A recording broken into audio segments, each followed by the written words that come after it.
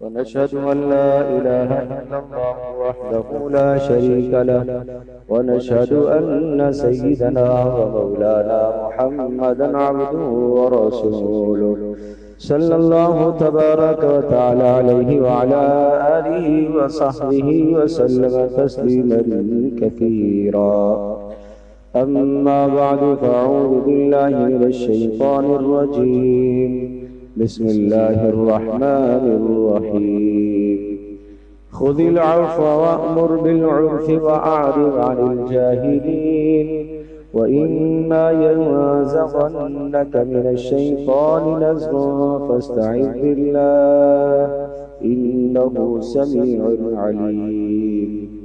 إن الذين اتقوا إذا مسهم طائف من الشيطان تذكروا فإذا هم مبصرون وإخوانهم يمدونهم في الغي ثم لا يقصرون. صدق الله مولانا العظيم. رب اشرح لي صدري ويسر لي أمري واحلل عقدة من لساني يفقهوا قولي. اللهم صل على محمد وعلى آل محمد كما صليت على إبراهيم وعلى آل إبراهيم إنك حميد مجيد. اللهم بارك على محمد وعلى آل محمد كما باركت على إبراهيم وعلى آل إبراهيم إنك حميد مجيد. سورۃ الاعراف کے آخری رکوع کی آیات مقدسہ اس وقت میں نے تلاوت کی ہیں۔ سورۃ الاعراف یہ 206 آیات پر مشتمل ایک سورت ہے اور ان کو ان طویل ترین سورتوں میں سے کہا جاتا ہے جو قرآن کریم کے اندر سب سے طویل اور بڑی سورتیں ہیں، اور ان کو 7 طوال 7 بڑی بڑی سورتیں جن میں ایک سورۃ الاعراف بھی ہے۔ اور سورۃ الاعراف کا مضمون یہ ہے کہ قیامت کے دن ہم امتوں سے بھی سوال کریں گے اور ہم رسولوں سے بھی پوچھیں گے۔ رسولوں سے پوچھیں گے کہ آپ نے اللہ کے احکامات پہنچائے ہیں، اور امتوں سے پوچھیں گے کہ آپ نے اللہ کے پہنچائے ہوئے احکامات پر عمل کیا ہے کہ نہیں کیا۔ اور پھر حضرت آدم علیہ السلام کا واقعہ اور شیطان کا انسانوں کو ورغلانا اور گمراہ کرنا یہ مفصل ذکر فرمایا، اور اس کے بعد 5 وہ امتیں جو ناگہانی عذابوں سے تباہ ہوئیں، ہلاک ہوئیں۔ حضرت نوح علیہ السلام کی امت، حضرت ہود علیہ السلام کی امت، حضرت لوط علیہ السلام کی امت، حضرت شعیب علیہ السلام کی امت، حضرت صالح علیہ السلام کی امت۔ ان 5 امتوں کا تذکرہ کر کے پھر ایک اور امت ہے حضرت موسیٰ علیہ السلام کی امت، اور موسیٰ علیہ السلام کا سابقہ 2 امتوں سے پڑھا، ایک امت دعوت، ایک امت اجابت۔ امت دعوت جن کی طرف موسیٰ علیہ السلام مبعوث کیے گئے، مگر انہوں نے موسیٰ علیہ السلام پر ایمان نہیں لایا، جیسا کہ فرعون اور اس کا تمام لشکر، یہ امت دعوت کہلاتا ہے۔ دوسرا امت اجابت یعنی بنی اسرائیل جن کی طرف موسیٰ علیہ السلام مبعوث کیے گئے اور وہ موسیٰ علیہ السلام پر ایمان لائے، مگر ایمان لانے کے بعد بھی ان کے مزاجوں میں ایسی کجروی تھی، ایسا ٹیڑھا پن تھا کہ کھلم کھلا اللہ کی نافرمانیاں کرتے تھے۔ اور اللہ تبارک تعالیٰ نے موسیٰ علیہ السلام کی اس امت اجابت کو ذکر کر کے محمد رسول اللہ صلی اللہ علیہ وسلم کی امت کو سمجھایا کہ تمہیں اس طرح سے وقت نہیں گزارنا ہے جیسا موسیٰ علیہ السلام کی امت بنی اسرائیل نے گزارا۔ پھر شخصیات پر بات آئی تو ایک مستجاب الدعوات شخصیت بلعم ابن باعورہ، جس کی دعائیں قبول ہوا کرتی تھی، مستجاب الدعوات تھا، ہر دعا جس دعا کے لیے ہاتھ اٹھاتا اللہ کی طرف سے قبولیت کا فیصلہ ہو جاتا، مگر اس نے بھی وقت کے نبی کا انکار کیا اور نبی کے خلاف زبان سے نازیبا کلمات کہے، جس کے نتیجے میں اس کی زبان باہر نکل آئی اور سینے تک اس کی زبان لٹکتی رہی، اور قرآن کریم کہتا ہے مثلہ کمثل الکلب، اس کی مثال کتے کی سی ہو گئی ہے، ان تحمل علیہ یلہث او تترکہ یلہث، اگر آپ اس کو پتھر ماریں گے تب بھی اس نے ہانپنا ہے، چیخنا ہے، چھوڑ دیں گے تب بھی اس نے ہانپنا ہے، چیخنا ہے۔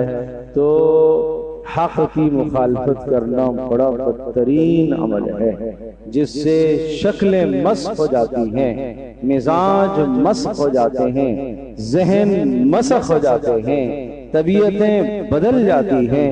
یہ سمجھایا کہ حق کی مخالفت نہ کرنا۔ یہ سارے مضامین ذکر کرنے کے بعد محمد رسول اللہ صلی اللہ تعالی علیہ وسلم کے اخلاق فاضلہ، بلند ترین اخلاق کو ذکر فرمایا، اور مجھے اور آپ کو حکم دیا کہ آپ محمد رسول اللہ صلی اللہ تعالی علیہ وسلم کے ان اخلاق فاضلہ کو اپنانے کی کوشش کیجیے۔ تو آئیے ان اخلاق کے بیان سے پہلے ہم نیت کرتے ہیں کہ آج کی مجلس میں جو باتیں ہوں گی انشاءاللہ میں ان باتوں پر عمل کروں گا، پکا عزم ہے بھائی، ورنہ دیکھیں سچی سی بات یہ ہے، یہ بیٹھنا، یہ نشست رکھنا اور یہ اتنی دیر آپ حضرات کا بیٹھنا ثواب تو مل جائے گا، لیکن کامل فائدہ جب ہوگا کہ جب زندگی بدلنے کا عزم کرو، اپنی زندگی بدلنے کی نیت کرو، پھر انشاءاللہ فائدہ ہوگا۔ کریں گے سارے انشاءاللہ۔ تین باتیں ہیں، تین حکم رسول اللہ صلی اللہ علیہ وسلم کو دیے گئے، اور آپ نے بھی خود بھی ارشاد فرمایا ادبنی ربی فاحسن تأدیبی، میرے پیارے رب نے مجھے بڑے خوبصورت آداب سکھائے ہیں اور مجھے بہترین آداب کی تعلیم دی ہے۔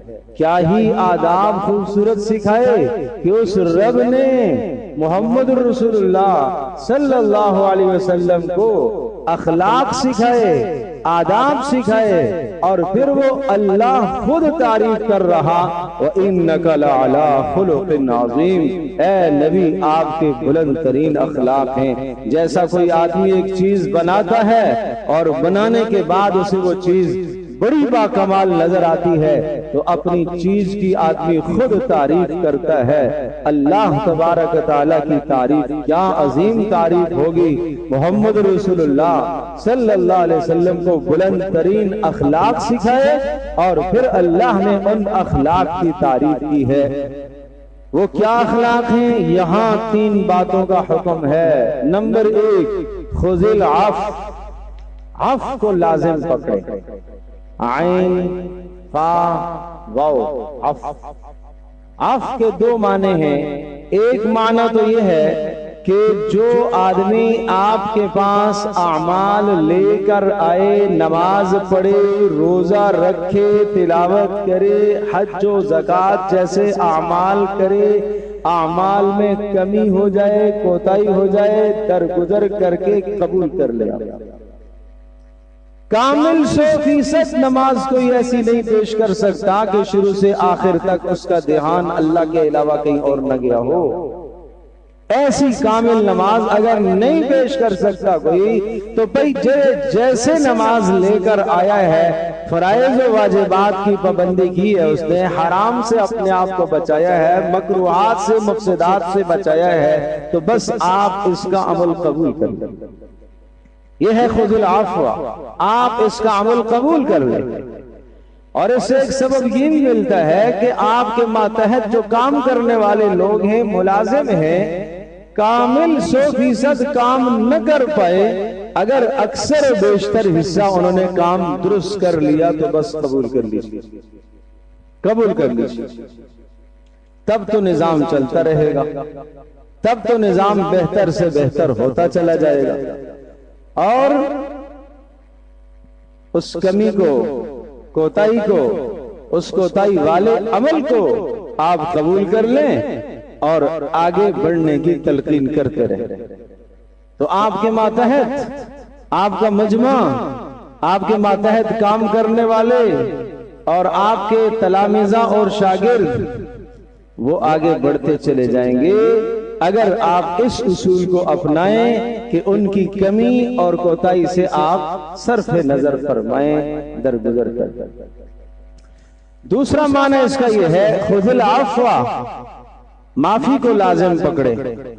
اگر کسی نے آپ کا دل دکھا دیا درگزر کر، کسی نے آپ کو ستایا معاف کر دے، کسی نے آپ پر ظلم کیا معاف کر دے، کسی نے آپ سے قطع تعلق کیا معاف کر دے، کسی نے مشکل میں آپ کا ساتھ نہیں دیا معاف کر دیں، کوئی بات نہیں، اپنے دل کو بڑا رکھیں۔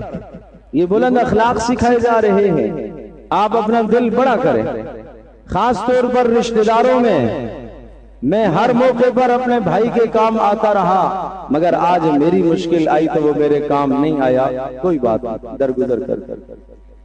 ہر موڑ پر بہن اور بہنوئی کے کام آتا رہا، مگر آج میری مشکل آئی تو ایک بھی میرے قریب نہیں آیا، نہ، درگزر کر لیں، قطع تعلق نہ کیجیے، ناراضگی نہ کیجیے۔ پڑوسی ہے، ہمیشہ میں اس کے کام آتا رہا، ہر مشکل میں اس کے ساتھ کھڑا رہا، آج میری مشکل آئی تو اس نے منہ پھیر دیا، آپ سر سے نظر کر، آپ درگزر کر لے۔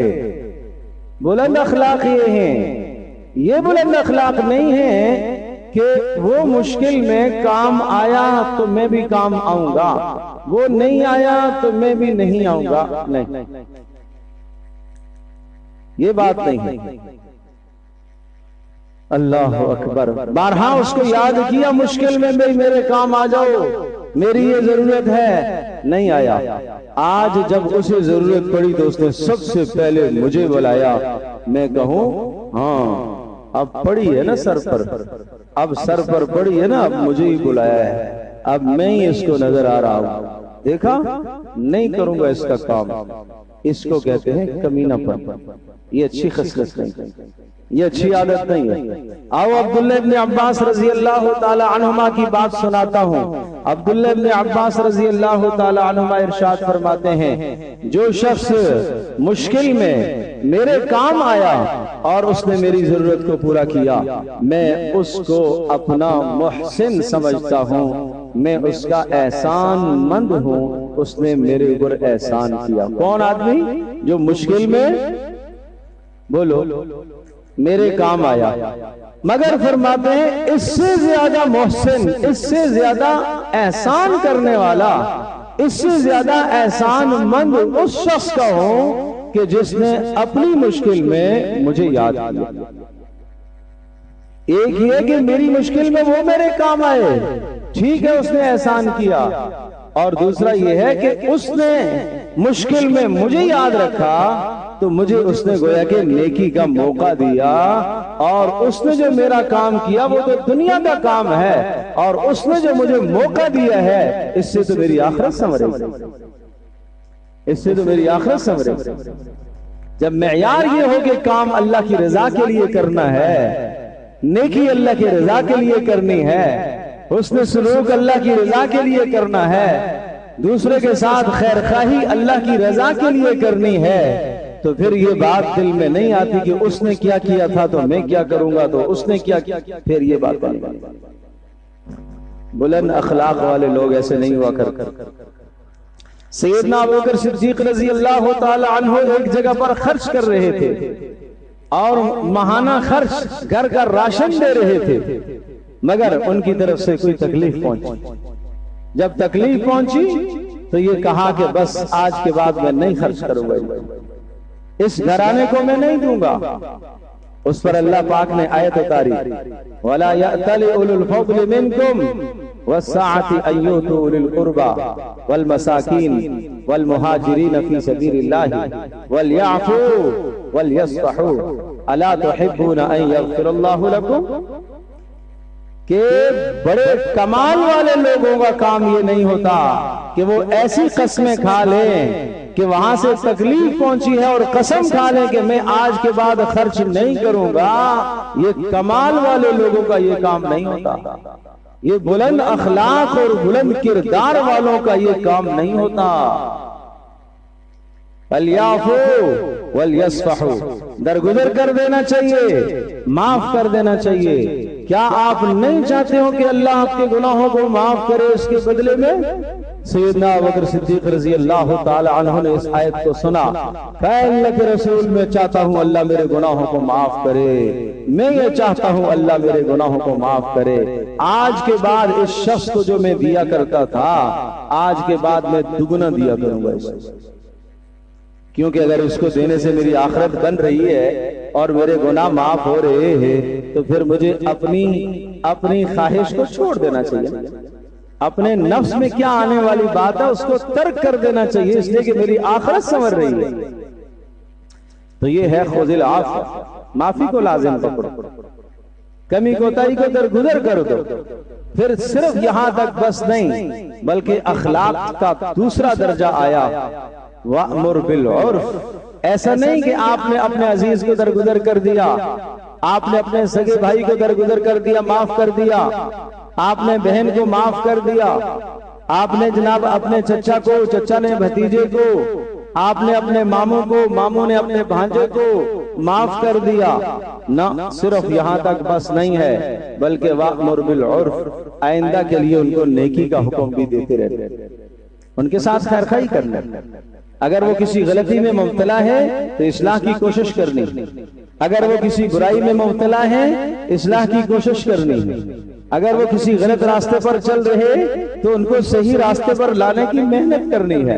وَأْمُرْ بِالْعُرْفِ نیکی کا حکم دیتے رہنا ہے, چھوڑنا نہیں ہے. نہیں بھائی بار بار سمجھا چکا ہوں نہیں سنتا, اب یہ جائے جہنم میں, توبہ توبہ توبہ. نہیں بھائی یہ بات نہیں ہے, یہ بات نہیں ہے. میں جنت اور جہنم کا فیصلہ کیوں کر سکتا ہوں کسی کا؟ میں کسی کی جنت اور جہنم کا فیصلہ کیسے کر سکتا ہوں؟ میں تو کوشش کر سکتا ہوں. آپ کوشش کر سکتے ہیں کہ یہ بندہ جنت میں جانے والا ہو جائے, ہر ممکن کوشش کروں گا, باقی اختیار تو اللہ کے پاس ہے. مجھے تو اللہ نے کوشش کا مکلف بنایا ہے, مجھے تو کوشش کا مکلف بنایا ہے, اس لیے مجھے کوشش کرنی ہے. وَأْمُرْ بِالْعُرْفِ کوشش کیجئے. اور پھر یہاں تک بس نہیں بلکہ اخلاق فاضلہ کا تیسرا درجہ, بلند ترین اخلاق کا تیسرا درجہ, کہ جب آپ درگزر بھی کریں گے پھر اس کے بعد آپ نیکی کا حکم بھی دیں گے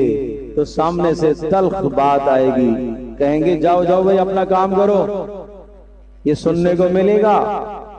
جاؤ جاؤ بھائی مجھے مت سکھاؤ, جاؤ مجھے سارا آتا ہے, مجھے نماز کی بات مت کرو, مجھے اخلاق کی بات مت سکھاؤ, تو کون سا اخلاق والا ہے. یہ باتیں سننے کو ملے گی. وہ رب کائنات جو انسانوں کے مزاجوں کو جانتا ہے اس نے بتایا یہ باتیں سننے کو ملیں گی, مگر تمہیں کیا کرنا ہے؟ وَأَعْرِضْ عَنِ الْجَاهِلِينَ ایسے نادانوں سے منہ موڑ لینا, الجھنا نہیں. ایسے نادانوں کے ساتھ الجھنا نہیں ہے. اس نے کہا جاؤ جاؤ اپنا کام کر, آپ نے ہاتھ اٹھا لیا, تھپڑ لگا دیا, نہیں ایسا. آپ الجھاوا نہ کر, آپ کنارہ کشی اختیار کر لیں, آپ کنارے پر ہو جائے.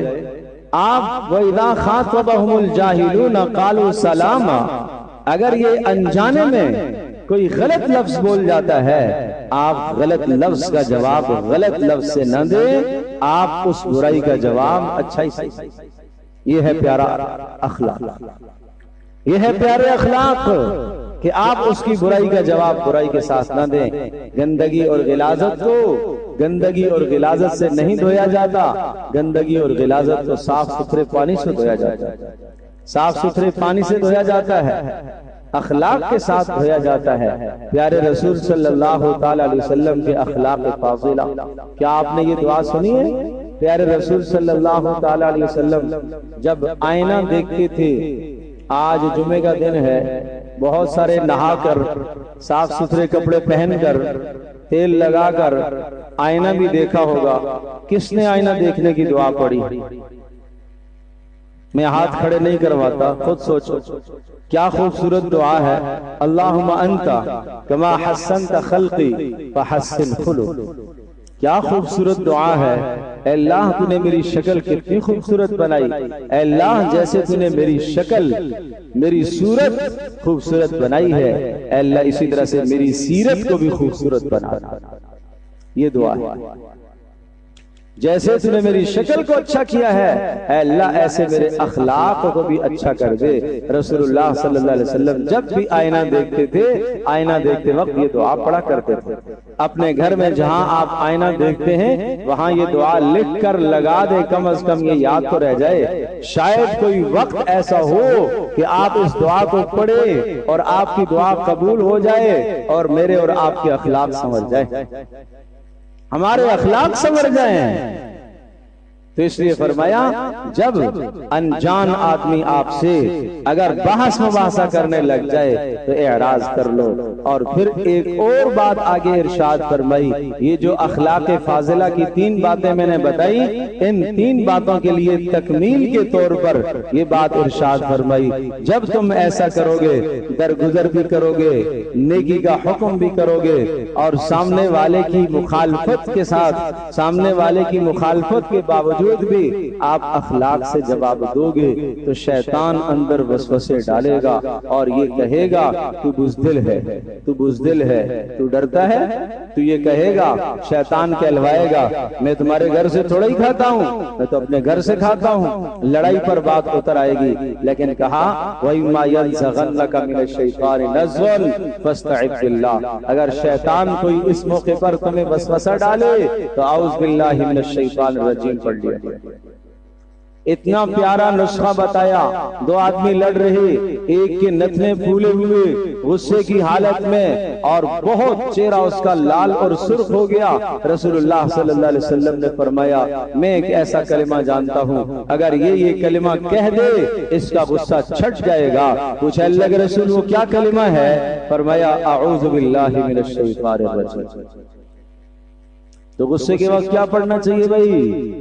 اعوذ باللہ من الشیطان الرجیم۔ سب کو آتا ہے، کوئی ایسا تو نہیں ہے جس کو اعوذ باللہ یاد نہیں ہے، سب کو آتی ہے اعوذ باللہ من الشیطان الرجیم۔ تو یہ اہتمام کے ساتھ غصے میں پڑھنا چاہیے۔ اور پھر فرمایا ان الذین اتقوا اذا مسهم طائف من الشیطان، جانتے ہو تقوی والے لوگ، اللہ والے لوگ، اللہ کے برگزیدہ کون ہوتے ہیں؟ جب انہیں شیطان اس طرح سے وسوسہ ڈالتا ہے اور شیطان ان کے دل میں برا خیال ڈالتا ہے، تذکروا، فوری بیدار ہو جاتے ہیں، فَإِذَا هُمْ مُبْصِرُونَ، تو وہ بصیرت سے، وہ سمجھ سے کام لیتے ہیں، سوچ کر جملہ زبان سے نکالتے ہیں، سوچ کر ہاتھ اٹھاتے ہیں۔ مگر وَإِخْوَانُهُمْ يَمُدُّونَهُمْ فِي الْغَيِّ، مگر جو شیطانوں کے بھائی ہوتے ہیں وہ تو آگے بڑھتے چلے جاتے ہیں، ایک گالی اس نے دی یہ 2 دیتا ہے، اس نے 3 دی یہ 6 دیتا ہے، اس نے ایک مکہ مارا یہ 2 مارتا ہے، اس نے ایک تھپڑ اٹھایا اس کے یہ 2 اٹھاتا ہے۔ یہ ہیں شیطانوں کے بھائی۔ وَإِخْوَانُهُمْ يَمُدُّونَهُمْ فِي الْغَيِّ ثُمَّ لَا يُقْصِرُونَ، پھر کسی قسم کی کمی نہیں کرتے، پھر جو زبان میں آتا ہے بولتے ہیں، جو ہاتھ میں آتا ہے وہ کر گزرتے ہیں، جو کچھ ہو سکتا ہے وہ کر گزرتے ہیں۔ یہ کون ہیں؟ یہ شیطانوں کے بھائی ہیں۔ اللہ والے کون ہیں؟ کہ جب انہیں شیطان وسوسہ ڈالتا ہے فوری سمجھ جاتے ہیں۔ اب آخری بات بڑی پیاری، بڑی پیاری بات ہے، یاد رکھیے گا، بڑی اہم بات ہے، یاد رکھیے گا۔ ان آیات کا خلاصہ یہ جو میں نے بتایا ہے نا، اخلاق فاضلہ کے 3 بلند ترین صفات اور پھر اس کے بعد اس کا تکملہ۔ اب ایک اور بات ذہن نشین کیجئے، جب یہ آیات نازل ہوئی تو رسول اللہ صلی اللہ تعالی علیہ وسلم سے کسی نے پوچھا اللہ کے رسول آپ کا رب آپ کو ان آیات میں کیا کہنا چاہتا ہے؟ آپ نے فرمایا مجھے نہیں معلوم، میں جبریل آئیں گے ان سے پوچھ کے بتاؤں گا کہ یہ جو آیات نازل ہوئی اس میں رب کی کیا مراد ہے۔ حضرت جبریل علیہ السلام تشریف لائے، اے جبریل یہ آیات جو آئی ہیں خذ العفو وأمر بالعرف وأعرض عن الجاہلین وإما ينزغنك من الشیطان نزغ فاستعذ باللہ انہ سمیع علیم، یہ اللہ نے یہ آیات نازل فرمائی، ان آیات سے اللہ کیا چاہتا ہے؟ ان آیات سے اللہ پاک کیا چاہتا ہے؟ سب عمل کریں گے بھائی؟ تب بتاؤں گا، عمل کریں گے سارے؟ ہاں، کیا چاہتا ہے اللہ؟ حضرت جبریل نے ارشاد فرمایا مجھے نہیں معلوم، میں اللہ سے پوچھ کے آتا۔ سبق یہ حاصل ہوا کہ کوئی بات معلوم نہیں ہے تو آدمی پوچھنے والے سے پوچھ لیا کرتا ہے، اپنی طرف سے فتویٰ نہیں جاڑا کرتا۔ اللہ کے رسول نے فرمایا جبریل آئیں گے تو پوچھوں گا، نہیں معلوم تو پوچھ لیا کرو بھائی۔ جبریل آئے، ہاں جبریل اللہ کیا چاہتا ہے؟ جبریل فرماتے ہیں نہیں معلوم، اللہ سے پوچھ کے آتا ہوں۔ تو یہ جبریل کی بھی سنت ہے، یہ پیارے رسول صلی اللہ علیہ وسلم کی بھی سنت ہے۔ جو مسئلہ معلوم نہیں ہے، جو بات معلوم نہیں ہے، برملا کہہ دے مجھے نہیں معلوم ہے، نہ معلوم ہونا کوئی عیب نہیں ہے، مگر غلط بتانا بدترین عیب ہے۔ نہ معلوم ہونا کوئی عیب نہیں ہے، مگر غلط مسئلہ بتانا، غلط بات بتا دینا کیا ہے؟ عیب ہے۔ یہ سخت گناہ کی بات ہے۔ صحابہ اس معاملے میں اتنے ڈرتے تھے، اتنے ڈرتے تھے، اتنے ڈرتے تھے مسئلہ غلط نہ ہو جائے۔ جب برابر میں کوئی بڑا آدمی بیٹھا ہوا ہوتا تھا یا مجلس میں ہوتا تھا یا وہاں ہوتا تھا تو کہتے تھے بھائی فلاں سے پوچھو یار، ہم سے نہ پوچھو بھائی، وہ بڑے موجود ہیں ان سے پوچھو۔ عبداللہ ابن مسعود رضی اللہ تعالی عنہ تشریف فرما ہیں، اور ایک شخص نے ابو موسیٰ اشعری رضی اللہ تعالی عنہ سے پوچھا۔ ابو موسیٰ اشعری رضی اللہ تعالی عنہ وہ بھی قرآن کریم کے بہترین قاری ہیں، بہترین عالم ہیں، مگر عبداللہ بن مسعود رضی اللہ تعالی عنہ علم میں ان سے بلند ہے۔ تو حضرت ابو موسیٰ اشعری فرماتے ہیں لا تسألونی ما دام ھذا الحبر فیکم، یہ بڑے عالم جب تمہارے پاس موجود ہیں تو مجھ سے سوال مت کیا کرو۔ آج ہم کہتے ہیں مجھ سے پوچھو، مجھے سارا آتا ہے، مجھے سارا آتا ہے۔ بھائی ظلم ہے، زیادتی ہے، ایسا نہ کرو، اپنی عاقبت برباد نہ کرو۔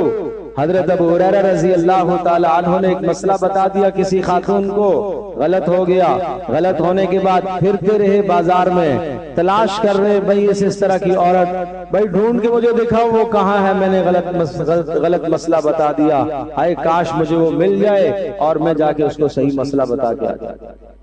ایسے ڈر رکھنے والے لوگ تھے، ایسے ڈر رکھنے والے لوگ تھے۔ ایک موقع پر غلط بتلا دیا، اور غلط بتلانے کی بنیاد پر جس کو غلط مسئلہ بتایا گیا اس کی شہادت ہو گئی۔ رسول اللہ صلی اللہ علیہ وسلم سخت ناراض ہوئے۔ آپ نے فرمایا اللہ غارت کرے ان لوگوں کو جنہوں نے غلط مسئلہ بتایا۔